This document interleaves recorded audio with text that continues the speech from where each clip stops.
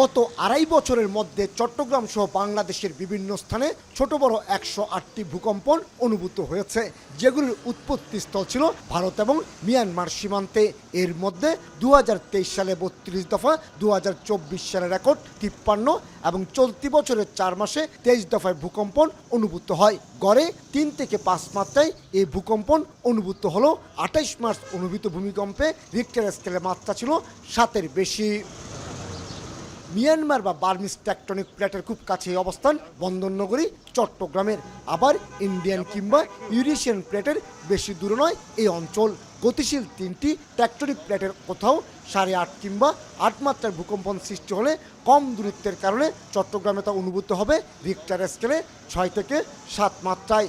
আর তাতেই চট্টগ্রামের 80% বহুতল ভবন মারাত্মকভাবে ক্ষতিগ্রস্ত হওয়ার পাশাপাশি 70,000-এর বেশি মানুষ হতাহত হওয়ার আশঙ্কা বিশেষজ্ঞদের। শুধু হতাহত না, এখানে কিন্তু ন্যাশনাল ইকোনমি লস হবে এবং সেগুলো মানুষ মারা যাবে, এটা কথা না, কিন্তু আমাদের যে ইকোনমিটা ধ্বংস হয়ে যাবে। চট্টগ্রাম সমুদ্র বন্দর সেটা কিন্তু মারাত্মক ধরনের ক্ষতিগ্রস্ত হবে। যদি সেটা বন্ধ হয়ে যায় তখন এক্সপোর্ট ইম্পোর্ট বন্ধ হয়ে যাবে।